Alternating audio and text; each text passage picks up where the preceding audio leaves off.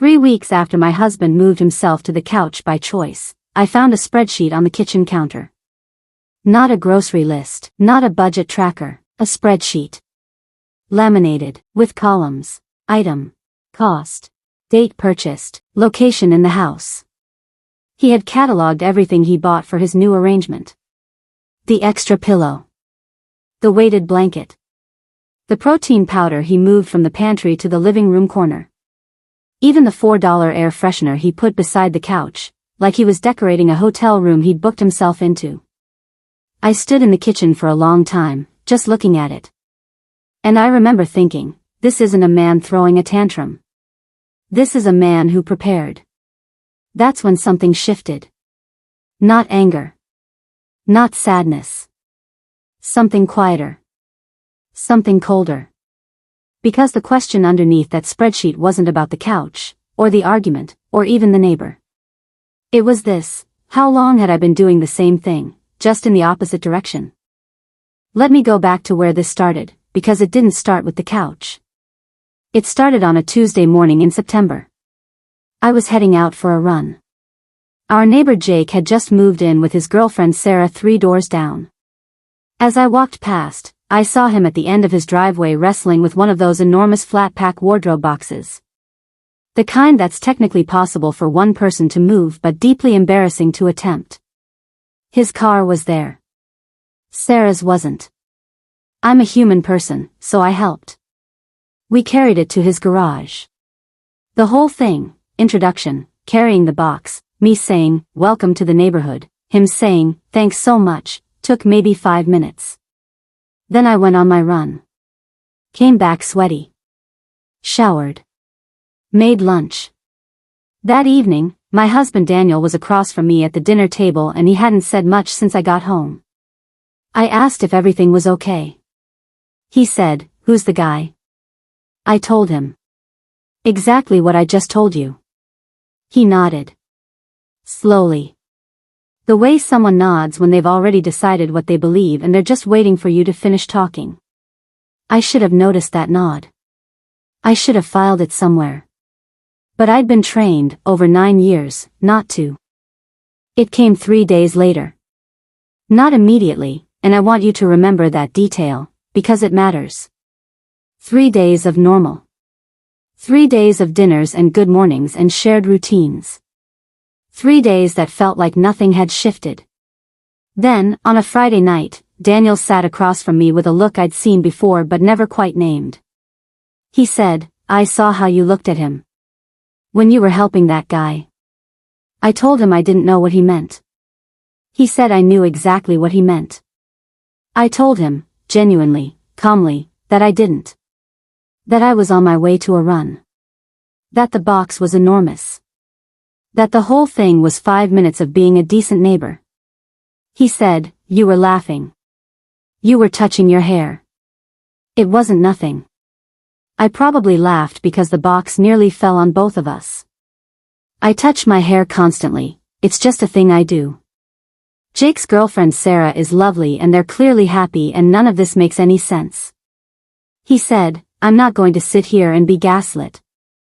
Then he stood up, went to the living room, pulled the extra blanket from the closet, and lay down on the couch. "I'll be out here," he said, "until you apologize for what you did." I sat at the dinner table for a while after. Then I said, quietly, to the empty room, "Okay. Here's what I need you to understand about that word." The version of me from 2 years ago, from 5 years ago, would have followed him into that living room within the hour. I would have sat on the edge of the couch cushion and said something like, "I'm sorry if it seemed like something it wasn't." Not a real apology. A soft surrender. Something diplomatic that preserved just enough of my self-respect to feel like I'd handled it maturely. I know this because I have a memory that came back to me that night. 3 years ago. A work event of Daniel's. I was talking to a colleague of his, a man, and I was animated, excited, because we were talking about something I genuinely cared about. Some documentary. I was enthusiastic. Probably loud. On the drive home, Daniel was quiet. When I asked what was wrong, he told me I'd embarrassed him by performing all night for another man. I apologized. I said I was sorry for being too loud. Too expressive. Too much. I meant none of it. But I said it, because the silence was unbearable, and I had learned, without ever being taught directly, that the silence ended when I made myself smaller. That memory surfaced on the night of the couch, and for the first time, I held it up to the light. And I thought, no. Not this time. Day 1, Daniel made his own breakfast. Didn't ask if I wanted any. I made mine. Day 2, he left for work without saying goodbye. I was already out the door first anyway. Day 3, he texted at noon. Ready to apologize? I replied, ready to explain what I'm apologizing for? No response. By day 5, I noticed I was mapping his behavior. Without consciously deciding to, I was tracking the sequence. The silence in the morning. The deliberate lack of eye contact when we were in the same room. The way he'd walk through the kitchen while I was in it and not acknowledge my existence, not with hostility, just with this precise, surgical absence. It felt engineered. Measured. A system. I mentioned this to my friend Priya when we grabbed lunch on day 6.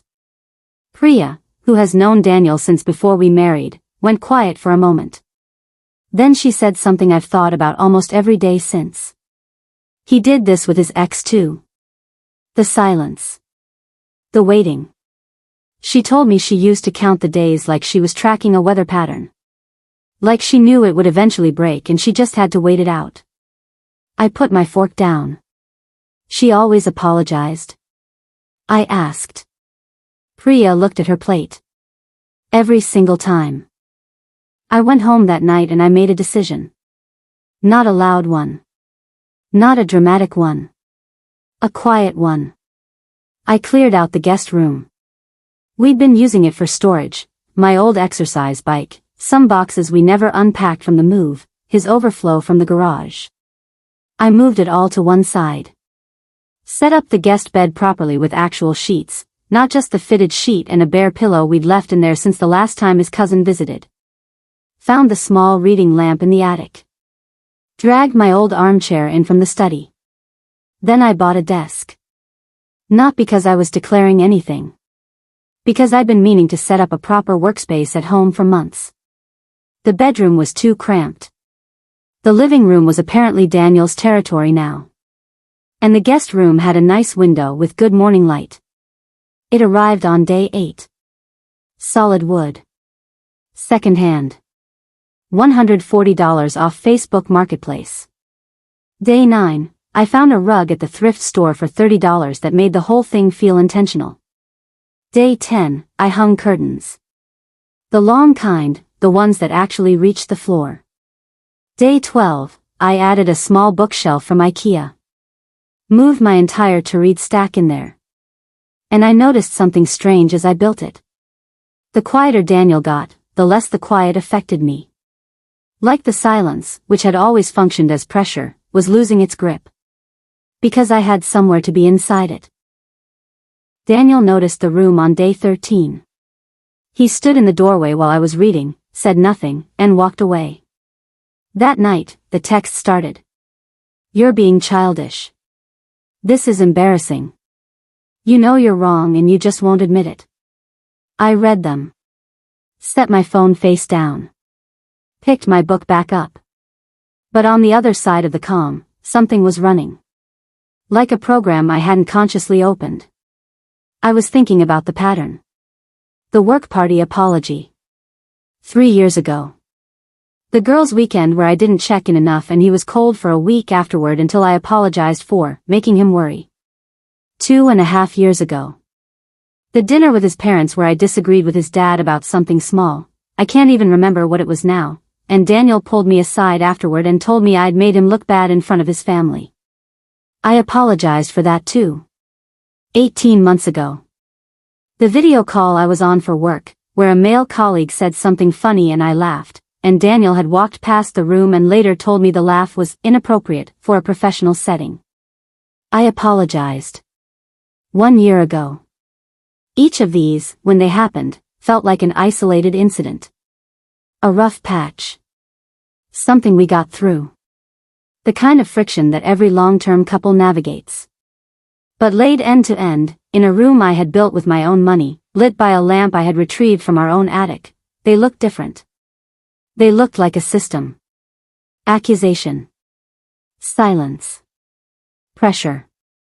Apology. Reset. Repeat. And the reset always required the same thing from me. I sat with that for a long time. Day 15. Daniel called a meeting. He actually used that word. He stood at the kitchen doorway and said, "We need to sit down and have a meeting." Like we were colleagues. Like this was a quarterly review. He sat across from me with a list, not written down, but I could tell he'd prepared it, of grievances. I was being avoidant. I was weaponizing the guest room.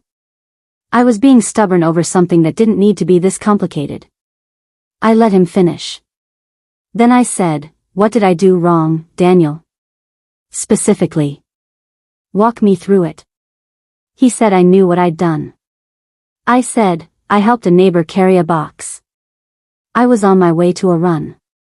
It took 5 minutes. Tell me what, specifically, was wrong about that." He said I was being difficult. I said, "I'm being precise." He got up. Got himself water. Came back. "You're not even trying to understand my perspective." "I understand your perspective. You felt threatened by something that wasn't threatening. That's real. That's a real feeling. But the answer to that isn't me apologizing for a 5-minute interaction with someone I barely know. The answer to that is you asking yourself why a box felt like a threat. The silence that followed was different from the other silences. Heavier. Less strategic.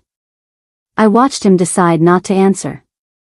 And I knew, right then, that the sentence was about to get longer. Day 18, Daniel stopped using the kitchen when I was in it. Would wait in the bedroom, or go out, or just not eat until I'd moved to another room. Day 20, he started having friends over. Loud. Right outside the guest room. Sports games that went late. I bought noise-canceling headphones.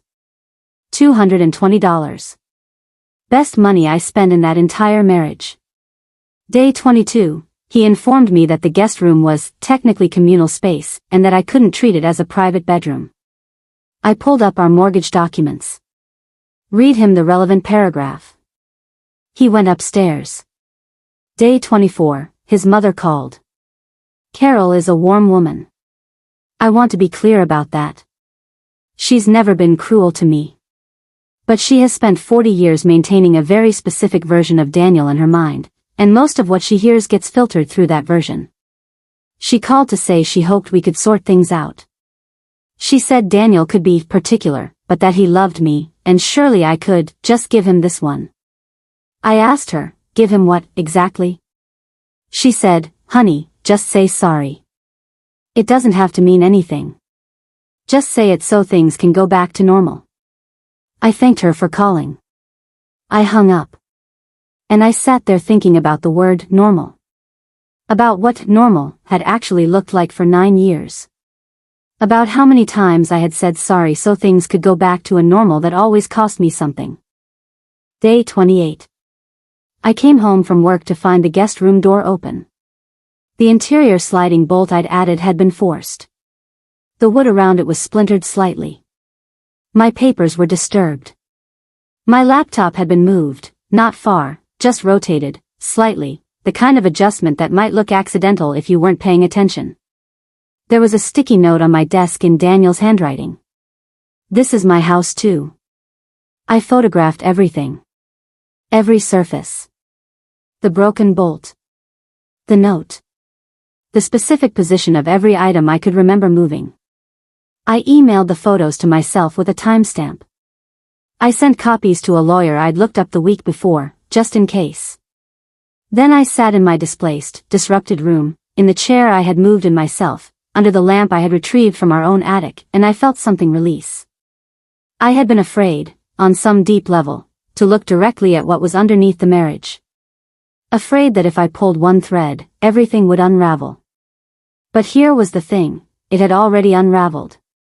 It had been unraveling for years. I had just been the one doing all the folding, carefully and quietly, calling the neat surface piece. That weekend, I replaced the bolt with a keyed lock. $80. Documented the purchase. Photographed the installation. I put a small whiteboard on the wall above my desk and wrote 4 words on it. You don't owe smallness. I don't know why I wrote it. It just needed to be somewhere I could see it. Day 31. Daniel told me he'd invited Jake and Sarah over for dinner. He mentioned it casually, while pouring coffee, like it was a perfectly normal thing. Like we were a perfectly normal couple who hosted neighbors. I looked at him for a moment. I said, okay. Went to my room. I heard them arrive. Heard the clinking of glasses, the performance of warmth.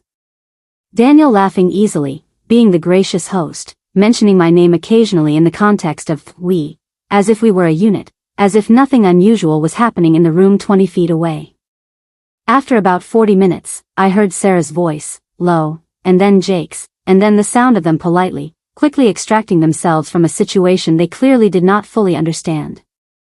Daniel came to my door after they left. You could have come out and joined us. I said, you invited the man you accused me of flirting with in order to prove some kind of point. I didn't want to be used as a prop in the proof. He had no answer for that. I closed the door. 3 days later, Carol called again. But her voice was different. Softer. Like she'd been sitting with something uncomfortable. She said, Maya, how many times have you apologized in this marriage? I was so surprised I almost laughed. I said, a lot, Carol. She was quiet. Then, more than he has? I didn't answer. She already knew. She said, I raised him to need a lot of reassurance.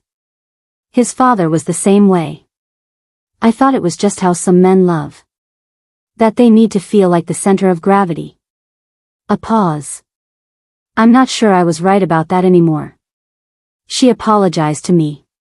Daniel's mother apologized to me. I cried after I hung up. Not the sad kind of crying, not the kind where something is ending. The other kind. The kind where something heavy finally gets to be heavy for one moment before you set it down. It was a Sunday morning. Daniel came downstairs looking tired. The kind of tired that doesn't come from bad sleep. He stood in the kitchen while I was making coffee and for a moment he just looked like a person. Worn down. Not strategic. Just a person who didn't understand how he'd gotten here. He said, is this really how it ends? Over something this small? I thought about the word small. About every small apology. Every small erasure. Every time I had made myself a little bit smaller so there was room for his discomfort. I said, it was never small. That's what I've been trying to tell you. Each thing felt small because I absorbed it. I kept the size of it hidden. From you, and honestly, from myself. He looked at me for a long time. I don't know what he was looking for. Whatever it was, I don't think he found it. The divorce was filed 6 weeks later. I kept the house. He took what was his. We divided things with less drama than I expected. Turns out when the anger is fully spent, there's not much left but logistics and paperwork and the quiet discovery of which things you actually care about versus which things you've just been holding. My room is exactly how I arranged it. The desk by the window. The reading chair. The rug that cost $30 and still looks like it belongs there. The whiteboard above the desk where the words are still written in my handwriting. I'll eventually turn it back into a guest room. But not yet. Not quite yet. Jake and Sarah had me over for coffee 2 weeks after the papers were signed. Sarah said Daniel had seemed strange at that dinner, like he was staging something. Performing for an audience that wasn't fully present. You, probably, she said. He kept saying, my wife, like it was a title he needed people to confirm. Jake shook his head. I still can't believe all of this started with a box. I smiled. It didn't start with the box, I said. The box was just the first time I said no. And it turns out that one change, just that one, breaks the whole machine. Because the machine only works when you keep saying yes. Jake got up and refilled my coffee without being asked. Good neighbors.